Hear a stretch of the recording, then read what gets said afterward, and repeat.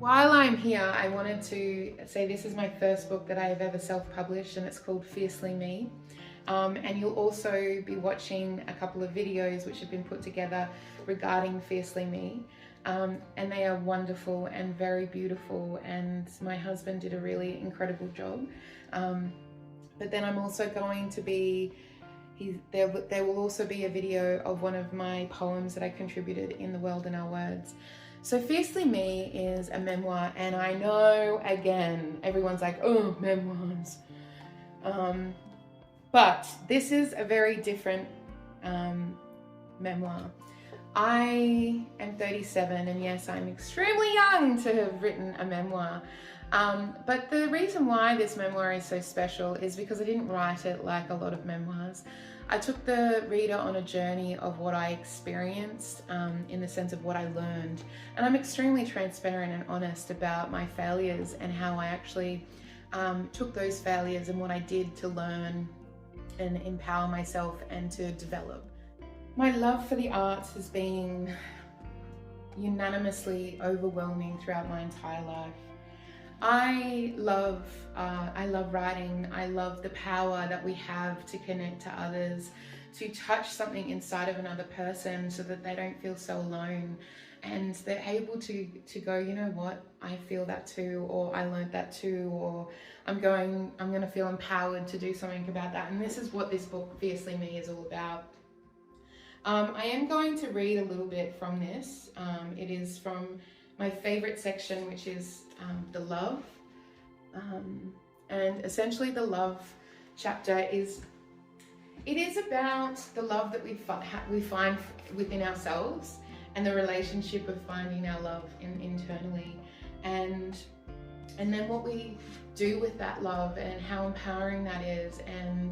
And then essentially what I go through is the power of community and friendships, and how having a community around you is the most powerful thing that you can have in this life. Obviously there are darker parts in this as well, because there has been a lot of trauma, but I think majority of this book is really about empowerment and resilience and strength, and the strength in community and the strength in expressing oneself and being vulnerable, and what you learn from that vulnerability.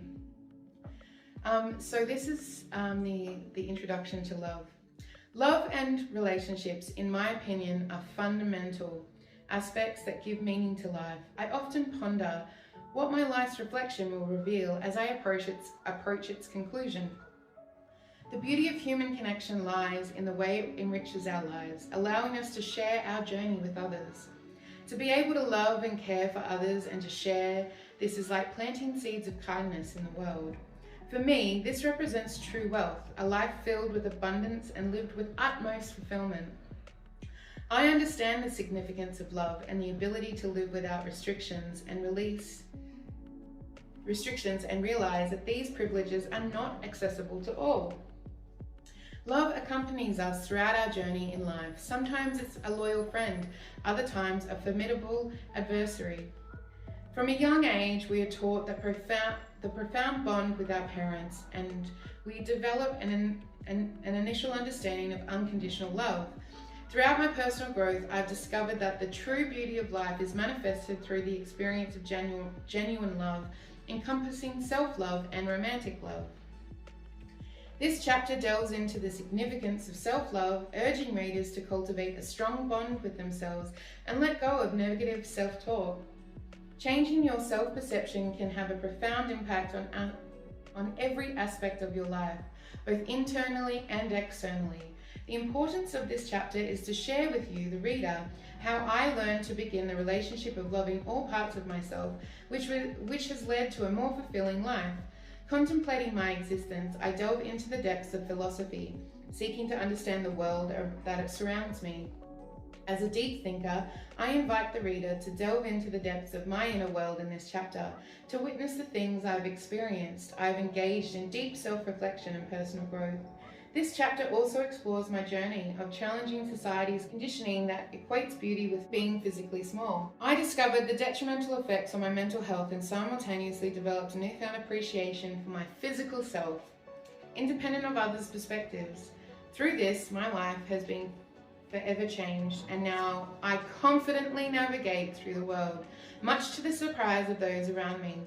I appreciate my body, and I do not let my weight hinder me from fully experiencing and engaging in this world. So yeah, so this is a really special book for me, honestly, and it is important because each story that we share with this world is extremely important. And I think that we don't understand that importance on a deeper level. Like, I realized this morning, like, I'm going to be doing, asking for some funding in the future, to get some grants to go and do some poetry and writing courses out in regional Australia. And what I realized this morning is that sometimes it takes people that want to contribute and give back to communities that fight for the next generation, because we have no idea the impact that we will have. And I know that without certain people in my life coming and supporting me and giving me the opportunity to explore that creative side, I wouldn't be standing here. So really, it's an investment in our future by going and spending time with youth, but also for different generations, and empowering each other and going, you know what, your story is important, and I'm going to give you an avenue to be able to promote and express that story. So that's what Fiercely Me represents to me, essentially, is that connection. Like, storytelling is one of the oldest forms of handing over knowledge, and I've written Fiercely Me in a storytelling form because I wanted to connect to people, and I wanted to also give an element of connection to our ancestors, to go, you know what, storytelling is the way that we hand over knowledge now as well.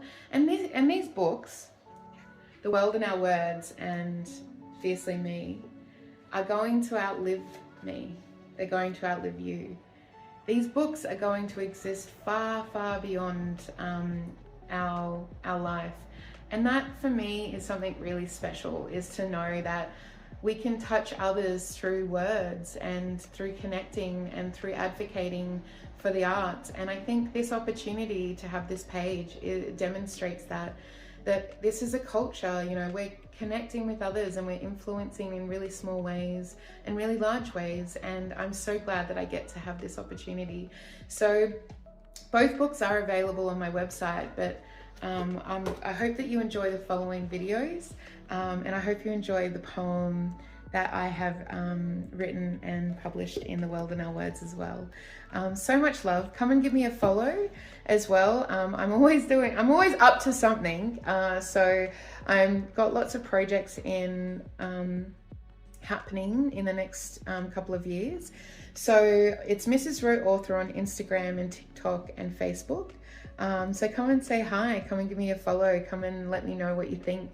And I hope that you enjoy, and I hope that you are influenced in a really positive way. Much love, Mrs. Rowe Author.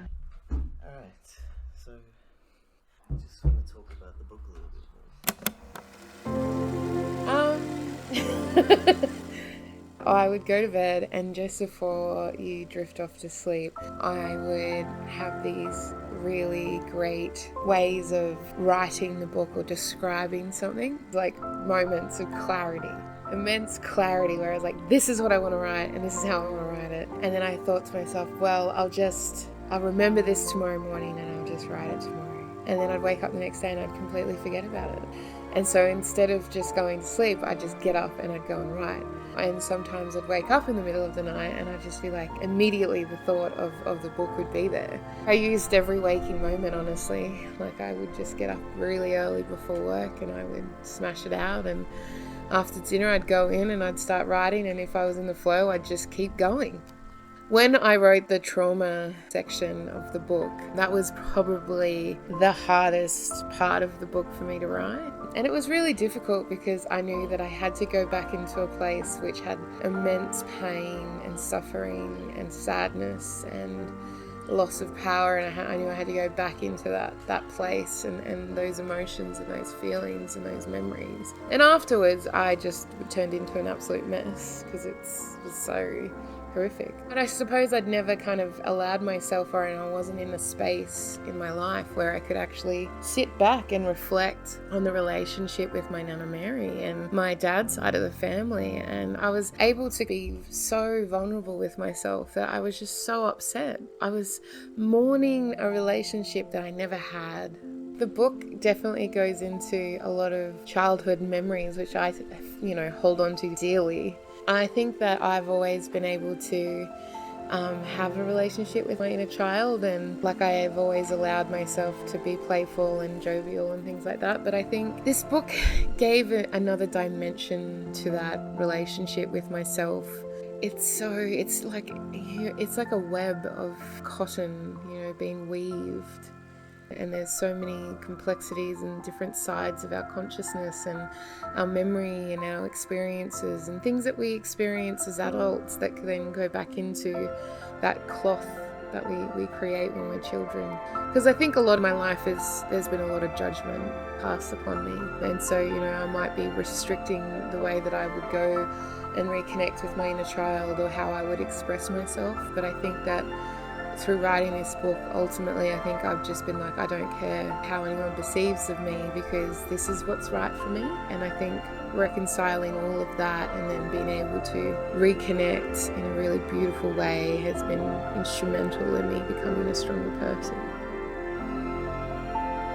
It is a story of deep struggle and desperation, but triumph and power and love.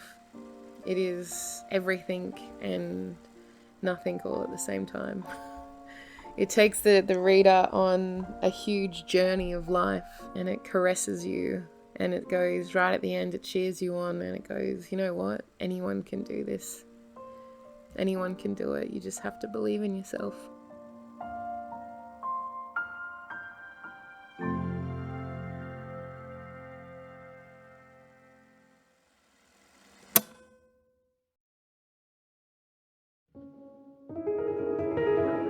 I wake. The feeling hits me. I feel crushed. The weight of my mind. It has begun. It never stopped. The vortex between dream and consciousness. The feeling of being ripped apart from two worlds. My heart beats uncontrollably, reminding me I can't escape. Life pounding like an earthquake, the reminder of reality pulsating through you. Like thunder barreling down, shaking you to the core, innocence stripped from you, unrecognizable to the reflection in the mirror. The feeling of warm, salty tears dripping onto my chest. I lie in soft, soothing sheets, softness touching my skin, the beautiful illusion of being safe, a cloak disguising life. I bury myself in menial tasks. The illusion of distraction will take the pain away. Well, they say so anyway. I create to-do lists, ticking things off as easily as they came, realizing to-do lists aren't going to take away the reality you face, but it ain't gonna stop me from trying. As I put another menial task on the list, the implosion of my strength like a howling wind which fades away, as if water stopped running, rain stopped dropping. I disintegrate as quickly as paper on fire. I watch myself trying to remove the stain of your existence, realizing you can't wash away your memories, trying to remove your existence again and again. It never works. It is your memory, like oil on the ocean. The panic is unsettling. The emotions are uncontrollable. A tsunami crashing onto me. I surrender to the carnage. I have looked into the eyes of fear, pierced into my soul, a reminder of what exists. I have nothing left to give. I can only burn. I have seen into the eyes of evil men, no soul, only living flesh. Men who overpower a child, the joy it brings them is vile. When you see the eyes of evil, you have already met with destiny. The panic, the fight for life. As the world spins around you like nothing is happening, the suffocation, I can't breathe. My breath taken from my small body. You are alive, but the feeling of near death is so close you invite it for tea. Life. What life? I scream. My mind turns on me, the stench of life I was incapable of surviving. What now? What have I left to give? Who am I? Why am I still alive? Who do I want to be? Am I a victim? What does this all mean? Screw you, memory. My treat was living through it, my body overcome with tingling. My chest is tight as a guitar string. I can't string a sentence together. Sleepwalking through life. Sleeping is just as versatile as being awake. Rage. The rage of a woman in the world is like a firestorm engulfing the air around it, spitting out crumbs to the wind. You think I am done? I won't be done until I say, unstoppable rage which lives inside of me. I sit in the middle, feeding it, living in it, my safe place. Feeling secure? No one can touch me in this sphere of rage, anger and blood. The relief as I sit in this place. I will burn this world down and rise as a phoenix to the sun. You thought I died, and I did. Now I rebirth myself in my own eyes. With my beating heart, you can never touch me again. I am fiercely mine